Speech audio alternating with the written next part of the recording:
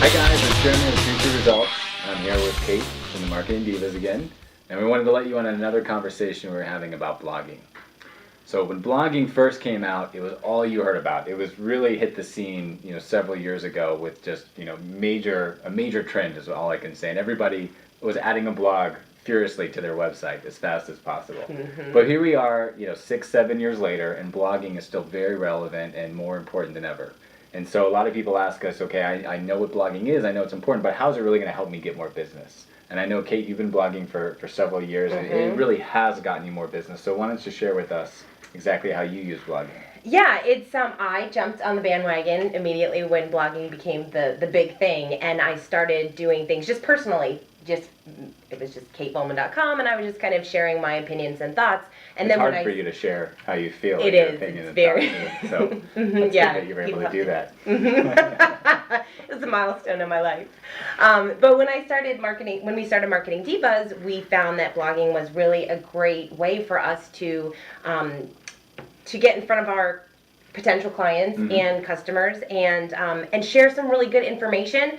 We blog a lot about the frequently asked questions that we get asked all the time, so we not only can share that with them if people are searching for those kinds of answers to those particular problems, but also for those people that we get the same question all the time, and instead of having to answer it, we can just send them a link to our website and our blog and give them the relevant information that they're looking for. Absolutely. And it's also really helpful in the selling process, because the more that you're blogging about your product and service and the benefits of those things, when people are actually having when they're on your blog and they're finding out more about how you help your clients and customers, it's easier for them to just kind of dive in and get all that information before they actually call you or take some kind of action to connect with you. So that was really a big piece for us when people would start calling us or emailing us saying, hey, I've been reading your blogs or watching your videos, so they kind of connected with us and really knew who we were as a company before they even actually picked up the phone and called us.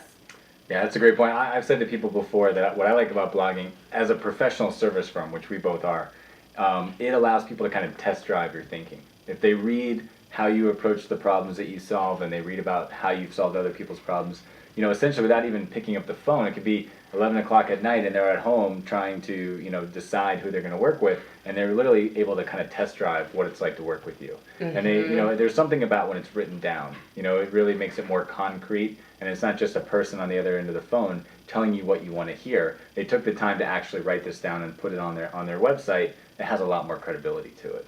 Yeah, and one of the things we get asked a lot when talking about blogging is, does it have to be really professional? Or people get really caught up in the editing and everything. And while I'm not going to say it's not important to have correct grammar and everything on your blog, it's just writing things in a very personal way. You're connecting with people in such a different way, and that's one of the things I like about the way that you write and even how approach the videos that you create. It's just very one-on-one. It's very human and personal, and people want to connect with that in a business. We don't want to hear those corporate, stuffy verbiage. I mean, talk as if you're talking to the person and they're right in front of you. And I blame your high school teacher for that, your high school English teacher. They did everything to make sure that you followed the rules, and they reviewed the writing, and there was a first draft, and there was a final draft. And that's not necessary with blogging. In fact, I was just joking with one of our new hires that we often spend the first 2 or 3 weeks when they come teaching them how to unlearn everything they learned in grad school about writing. Because, we're writing like we speak and like we deal with problems. And I think that, there's so much formality and business talk out there in writing that I know I do, at least I just kind of glaze over. I just, get to the point, the raw point that you're trying to make. Grammar is important. It's great to have style in your writing. We actually take the time to, make sure that it's an interesting read. But we don't go out of our way to make sure that every paragraph is indented and every word. It's just, it's really about the content more than anything. Yeah, if you can, it's an opportunity for you to build a relationship with somebody that you haven't even met. When they can start to feel like they know you, they know, like you said, they know how you think, they know how you do business. Absolutely. And I mean, this video, we're trying to keep it short, but we could go on and on. That's true. There are SEO benefits specifically. I think that a blog is the easiest way to add content to your website on a regular basis. You don't have to think about, where does this content go on my website? You just know. You just go in and you say new blog post, and it just comes right out.